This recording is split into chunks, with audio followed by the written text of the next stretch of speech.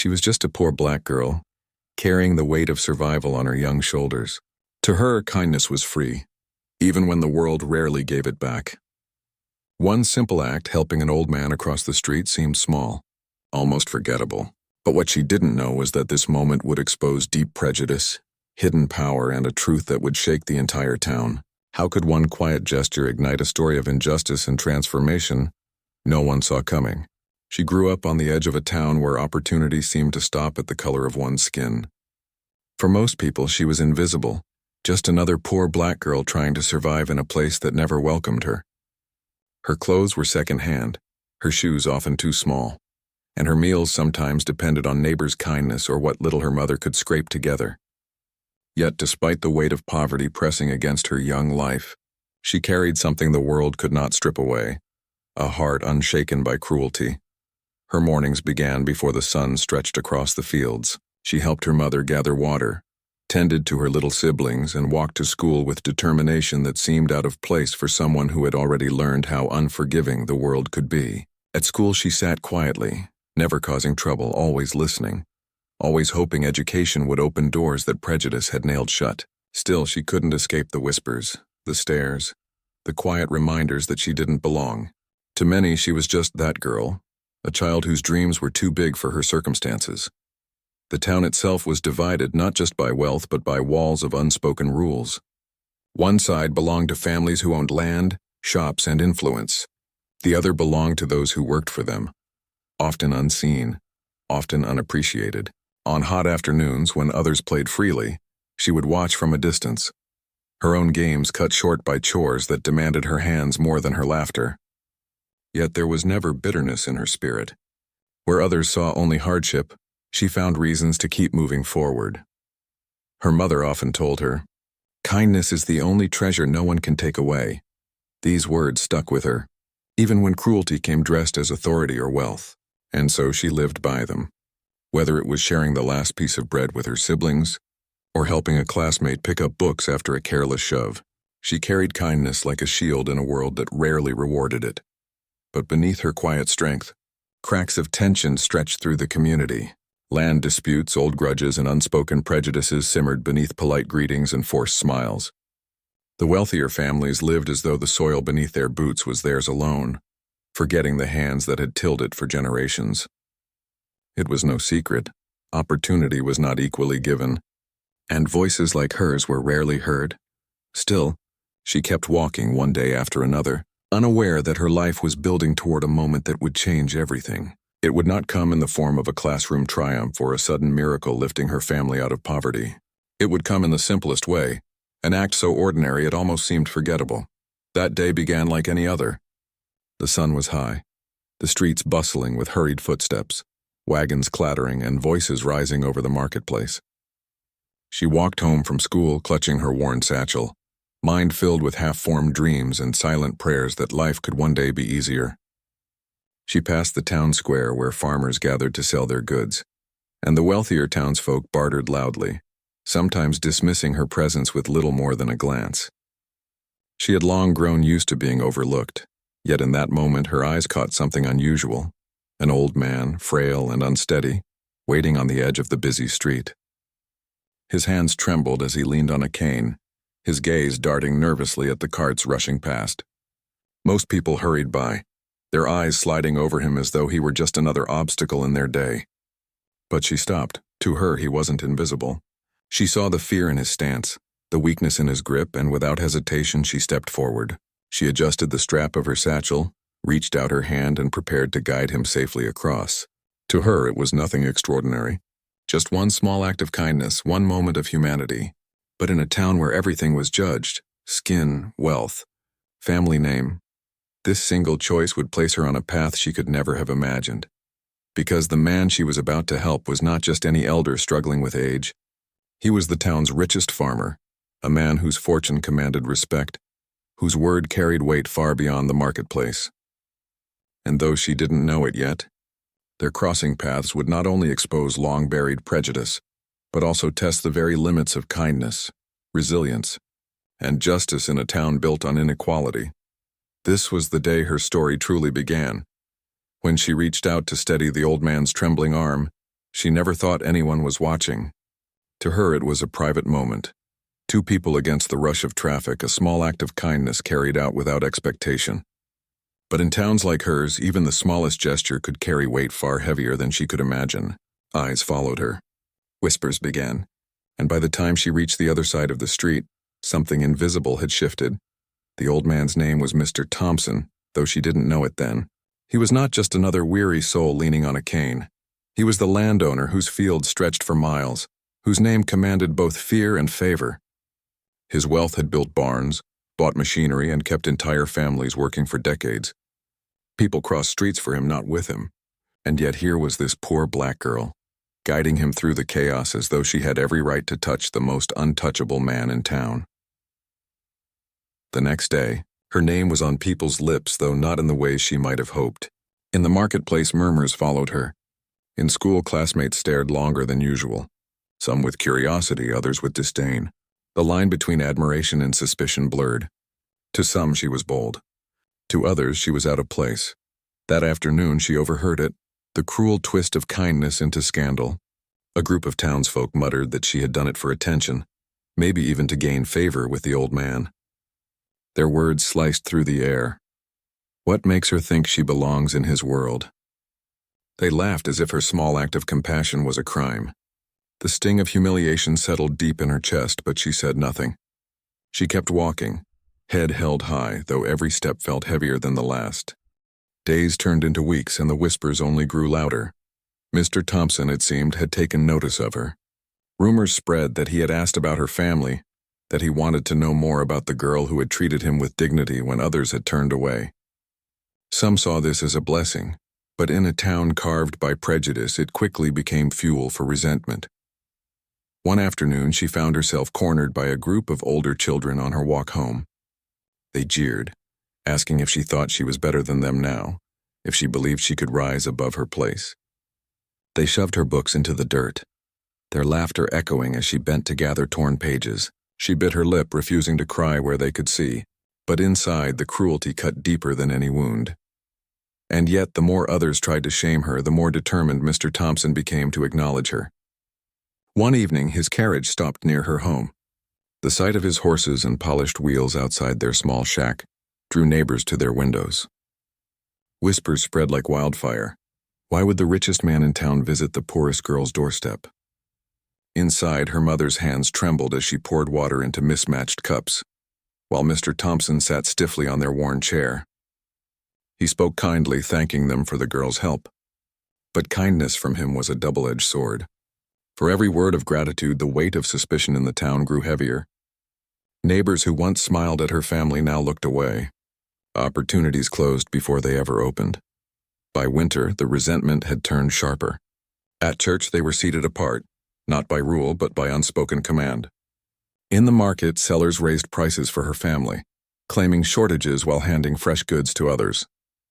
And though Mr. Thompson offered quiet gestures of support, a bag of flour left at their door, a kind word in passing, they only deepened the divide.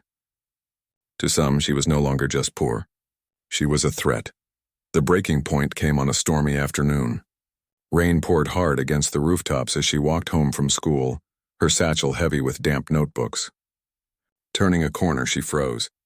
A group of townsfolk blocked her path, their faces shadowed by hoods and anger. They accused her of trying to climb above her station, of shaming the community by drawing attention she didn't deserve. Their words burned like fire, each insult sharper than the last. She tried to slip past, but rough hands pushed her back. For a terrifying moment, she thought they might go further, anger flashing in their eyes, fists tightening at their sides. Then, as if fate intervened, a farmer's wagon rumbled down the road, forcing the group to scatter into the shadows. She stumbled home in the rain, heart pounding, clothes soaked, and soul bruised. That night, lying on the thin mattress she shared with her sister, she realized the truth. Her simple act of kindness had not only exposed her to the town's cruelty, it had revealed something larger. The community was not afraid of her helping an old man. They were afraid of what it meant if someone like her could be seen, valued, and respected. And though she didn't yet know how far the hostility would go, one thing was certain: the storm that had begun with a simple crossing was far from over. The storm finally broke one late evening, not with rain, but with rage. The girl had grown used to whispers, to cold stares in the market, to classmates who avoided her as if kindness itself were contagious. But what came next was nothing she could have prepared for. It began when Mr. Thompson, the old farmer she had once helped across the street, announced something that rattled the entire town. At the church meeting that Sunday, with his weathered voice echoing through the pews, he spoke of gratitude. He told the townsfolk that in a moment of weakness, when he was nothing more than a trembling man on the edge of a busy street, it was a poor black child, unnoticed, unseen by most, who had stepped forward. He called her his angel of mercy, and then, to the shock of everyone, he revealed his decision. He would be leaving a portion of his land, his wealth, to ensure her education and her future. The room erupted, not with applause but with outrage. Gasps, murmurs, even outright shouts filled the air. How could one of the richest men in the county, a man whose name carried such power, dare to tie his fortune to someone like her, a poor black girl, daughter of laborers with no claim to legacy or land? That evening, the town boiled over. Rumors flew like sparks in dry grass. Some called it madness, others betrayal. By nightfall, anger had hardened into something darker. She walked home unaware of the storm gathering in people's hearts. Her satchel hung from her shoulder, and her shoes kicked up dust on the lonely road. When she reached the small clearing near the woods, she heard them, voices rising from the shadows. Figures emerged, faces twisted with fury, torches lighting the night like fire in their hands. Her chest tightened. She tried to step back, but the circle closed around her. "You think you're better than us?" One spat, his voice sharp with venom. "You think you can take what's ours?" They weren't just angry at Mr. Thompson's decision. They were angry at what it represented. A girl like her being lifted above the boundaries they had drawn, breaking rules they had written long before she was born. She shook her head, trembling, but no words came. Fear stole her voice as they moved closer. Her satchel was ripped from her shoulder, its contents scattered on the dirt. The worn pages of her school books fluttered in the wind like wounded birds. One of the boys from school, taller and older, sneered as he kicked her books into the mud. Another shoved her so hard she fell, her knees scraping against the gravel. She could taste blood where her lips split against her teeth. The circle tightened, their shadows dancing in the firelight. Threats hissed through the night air. Some wanted to scare her into silence, others wanted to break her spirit completely. For a terrifying moment, she thought this was where her story would end. In the dirt, under the weight of hatred too heavy for her small frame. But just when despair threatened to crush her, a voice cut through the chaos. Rough, commanding, and filled with authority. "Enough." The crowd froze. Torches flickered as heads turned. There, at the edge of the clearing, stood Mr. Thompson himself. His cane pressed into the ground, his frail body leaning heavily, but his eyes burned with fire. Behind him, a few farmhands, men who had worked his land for years, stood firm, ready to defend. The mob wavered, anger colliding with the presence of power they dared not challenge outright. Some lowered their torches. Others muttered curses, but slowly, reluctantly, they began to scatter. The girl lay trembling, knees bloodied, face streaked with tears and mud. Mr. Thompson stepped forward, lowering himself with difficulty, and extended his weathered hand to her. The same hand she had once guided across the street now reached back for her, steady and unshaken. "Stand up," his voice cracked, but carried strength. "You have nothing to bow to here." She rose, her body aching, her heart racing, but her spirit unbroken. The firelight around them dimmed as the last of the mob slipped into the shadows. What remained was silence. Thick, heavy, but alive with meaning. That night became the turning point. The attack had exposed the town's darkest truth, their fear of change, their terror of equality, their unwillingness to see her as human, worthy, and capable of more than the life they had carved out for her. And though she stood bruised and shaken, something within her had shifted too. She was no longer just a poor black girl overlooked in the market, dismissed at school, invisible in the pews. She was a symbol, whether she had asked for it or not, of defiance, of hope, of the cracks forming in the walls of prejudice. The flames of hatred had tried to consume her, but instead they had illuminated her path. And as she walked home that night beside the old farmer, torches still smoldering in the dirt behind them, one truth became clear. The fight was no longer just hers. It had become a battle that the entire town could no longer ignore. The days after the attack were marked by silence, not the peaceful kind, but the heavy, suffocating stillness of a community, forced to face its own reflection. Doors closed when she passed.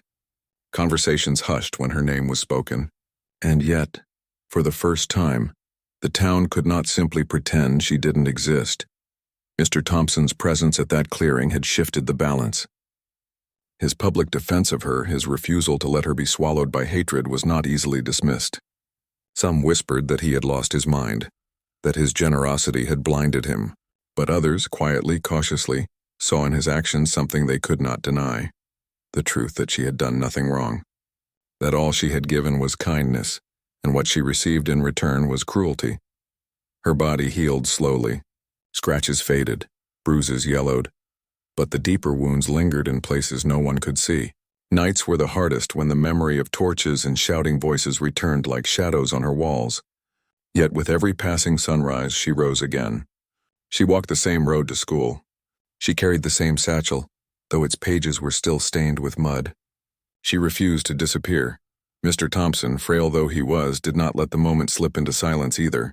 True to his word, he began setting aside land and resources for her education.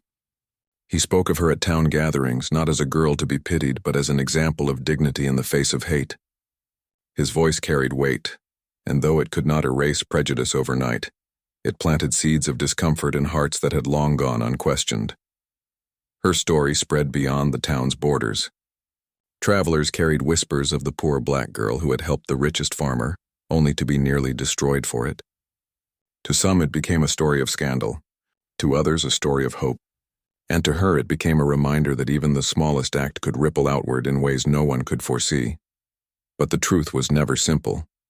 The town did not transform overnight. Many continued to look at her with suspicion, some with outright hostility. Opportunities were still scarce. Racism did not vanish because one man spoke against it. The scars of injustice ran deeper than one story, one act, or even one lifetime could mend. Yet change, however small, had begun. Children at her school, once silent in the face of cruelty, started to walk beside her. Neighbors who had turned away now left food at her family's doorstep when times were hard. And though whispers of hate still lingered, whispers of courage grew louder too. As she grew older, the memory of that night remained with her, not as a mark of shame, but as a source of strength. She understood now that what frightened people most was not her poverty, nor even her presence beside the old farmer. What frightened them was the idea that kindness could tear down the walls they had spent generations building. That compassion could rewrite rules written in hate. Her journey became more than survival. It became a quiet form of resistance. She pursued her education with relentless determination. Each page of each book a defiance against the voices that once told her she didn't belong. Every step forward was proof that their cruelty had failed to break her. And when she looked back on the moment that had started it all, just a poor girl helping an old man cross the street, she realized how fragile, yet powerful change could be. That the world often shifted not in grand gestures but in small acts of humanity. The story of one girl in one divided town may seem like a distant memory, but it is not. Because the same walls of prejudice, the same fear of equality, still stand in many places today. Her story is not just history, it is reflection. How many acts of kindness are ignored because of the color of someone's skin? How many voices are silenced before they are ever heard? And how many times has the world turned away from injustice, pretending it does not see? Her story forces us to ask, what if we stopped turning away? She was not born into privilege. She had no power, no wealth, no name that carried weight. Yet with one small act, she forced an entire town to confront the truth it had buried. And though the cost was heavy, her resilience carved a path for others to follow. Her life reminds us that change begins not with those who have the most, but with those who dare to act when no one else will. So the question lingers, not just for her town, but for us. When cruelty stands in the street, waiting to cross, who among us will step forward? Who will offer a hand even knowing the cost? Because in the end, it is not the size of the act that defines history, but the courage it takes to make it. If a poor black girl could spark change with one act of kindness, what excuse do the rest of us have for staying silent?